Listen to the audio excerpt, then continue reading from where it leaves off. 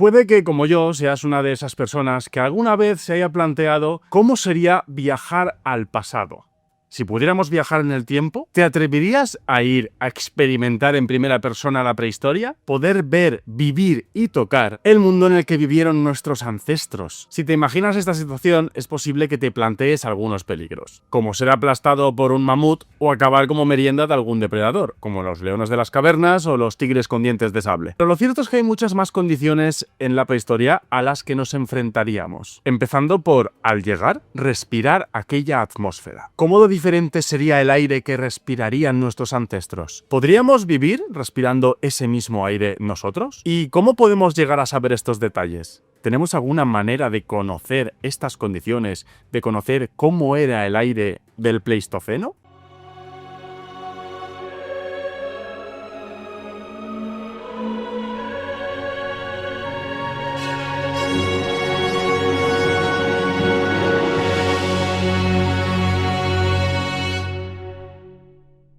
Hola, ¿qué tal? ¿Cómo estáis? Bienvenidos a un nuevo vídeo de el canal de la Fundación Palarc. Aquí Francesc Gascó, el Pacozoico, vuestro paleontólogo de confianza. Y hoy vamos a enfrentarnos a la vida en la prehistoria. Bueno, cuando nos planteamos a qué debían enfrentarse nuestros ancestros, por ejemplo, durante el Pleistoceno, tendemos a pensar en condiciones duras en su día a día, soportar climas extremos durante las glaciaciones, buscar comida en su día a día o evitar convertirse en presa de grandes depredadores. Sin embargo, si fuéramos nosotros los que viajáramos atrás en el tiempo, nos enfrentaríamos a muchos más desafíos. Empezando por, ¿podríamos respirar el aire de la atmósfera del pasado sin ningún tipo de consecuencia? ¿Era la atmósfera del Pleistoceno idéntica a la actual? ¿Cómo podemos saber esto? Conocer el clima o la atmósfera del pasado es posible mediante muchos métodos diferentes, algunos de los cuales nos referimos como proxies, evidencias indirectas que de alguna manera dejaron en la roca, dejaron en el registro geológico y registro fósil datos que nos permiten reconstruir cómo era el clima y cómo eran las condiciones de épocas pasadas. Y bueno, podemos empezar por el tipo de sedimentos, porque el tipo de sedimento que se acumula en un área y que con el paso del tiempo dará lugar a rocas sedimentarias depende de factores como la temperatura, la humedad, la presencia de agua líquida o hielo, la cantidad de precipitaciones, y del mismo modo las especies animales y vegetales que habitaron un ecosistema, estudiados a través de su registro fósil, nos hablan las adaptaciones de estas especies a ciertos climas y condiciones. Además, algunos elementos químicos, como por ejemplo el carbono o el oxígeno sin ir más lejos, existen en la naturaleza en diversas formas, en los llamados isótopos, que pueden ser inestables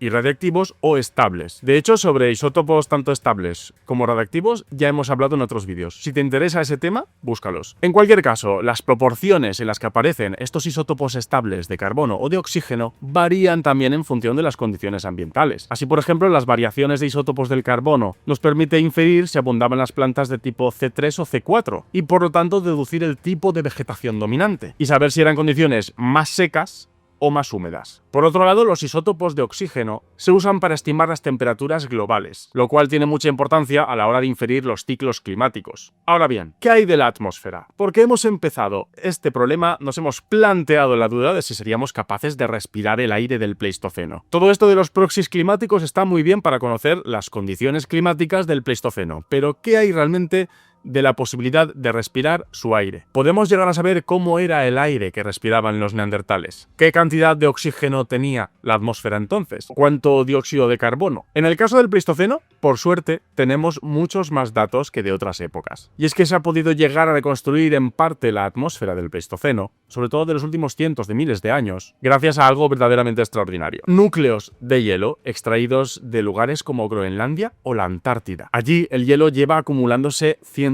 de miles de años, de manera que se han extraído una especie de testigos, cilindros de hielo de diferente profundidad que corresponde también a diferentes antigüedades. Y en ocasiones, en esos cilindros de hielo aparecen burbujas de aire, que de alguna manera serían como capsulitas en el tiempo de la atmósfera de aquel momento. Se ha podido llegar a medir la cantidad de CO2, de metano e incluso de oxígeno. Incluso gracias a núcleos extraídos, por ejemplo por el proyecto EPICA-DOME-C, se han podido tomar datos atmosféricos de hasta hace 800.000 años. Hasta donde sé, es la mayor antigüedad de la que hemos podido obtener datos climáticos a través de núcleos de hielo. A través de todos estos análisis, hemos descubierto que a través de los momentos glaciales más intensos del Pleistoceno, el dióxido de carbono fue inferior al actual, llegando a bajar hasta las 180 partes por millón, mientras que en los momentos interglaciales más templados se situaba en torno a los 260-280 partes por millón, lo cual es una situación un poco más parecida a la actual, aunque, ojo, en la actualidad nos enfrentamos a valores de más de 400 partes por millón, principalmente como consecuencia de la actividad humana. El oxígeno, sin embargo, se ha mantenido relativamente estable durante el Pleistoceno, con una proporción que varía entre el 20 y el 21%, por lo que en principio notaríamos pocas diferencias al respirar el aire del Pleistoceno en cuanto al oxígeno se refiere. Podríamos respirar ese mismo aire sin, en principio, ningún tipo de problema fisiológico, y siempre que estemos en condiciones de altitud semejantes a las que estamos acostumbrados, porque recordemos que eso también varía. Pero ¿qué pasa con épocas más antiguas? Ya puestos a imaginar, ¿cómo podemos llegar a saber estos datos de hace millones de años, por ejemplo? Épocas de las que no disponemos núcleos de hielo. Bien, en este caso volvemos a acudir a métodos indirectos y proxies. Por ejemplo, el estudio del número y la densidad de los estomas en las hojas fósiles, si es que tenemos hojas fósiles de ese periodo concreto. Se trata de poros microscópicos que aparecen en la superficie de las hojas y que están directamente relacionados con la captación de CO2 por parte de las plantas. De manera que cuanto mayor esa concentración de CO2 en la atmósfera,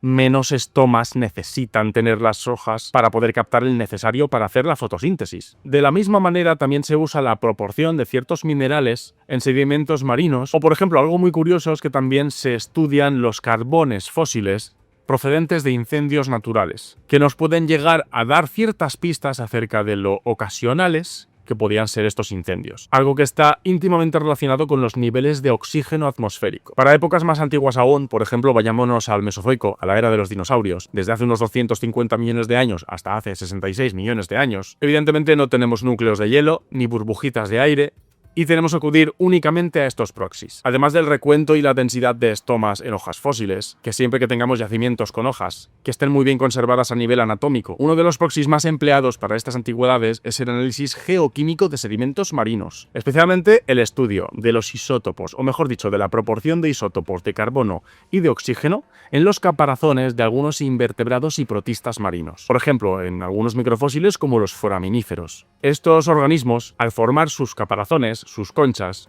reflejan las proporciones de estos elementos en el agua y en el ambiente en general. Así, los isótopos de oxígeno permiten estimar la temperatura del mar y con ello, pues tener más datos para comprender el balance climático y de temperaturas global. Gracias a todas estas metodologías combinadas, hoy en día sabemos que la concentración de CO2, de dióxido de carbono, durante el Mesozoico era superior a la actual.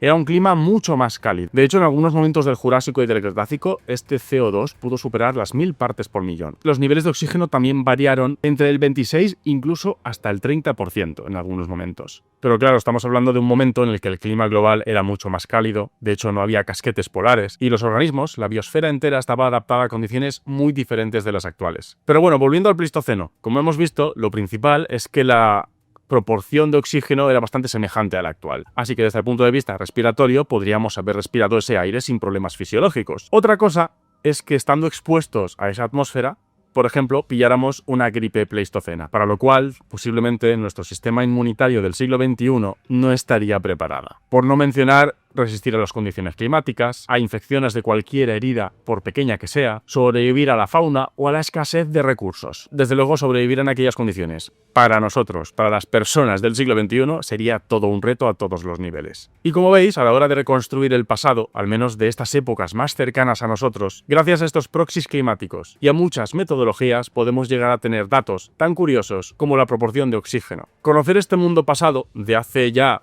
cientos de miles de años, pero que geológicamente está bastante cercano a nosotros, no solo nos ayuda a conocer el mundo en el que vivieron nuestros antepasados, sino que también nos aporta algo de perspectiva acerca de lo rápido que estamos nosotros mismos cambiando el mundo en el que habitamos ahora. Si os interesan estos temas, estáis de enhorabuena porque estamos preparando cantidad de vídeos nuevos. Para no perderos ningún detalle, os lo recuerdo, como siempre, lo primero, suscribiros al canal si todavía no lo estabais.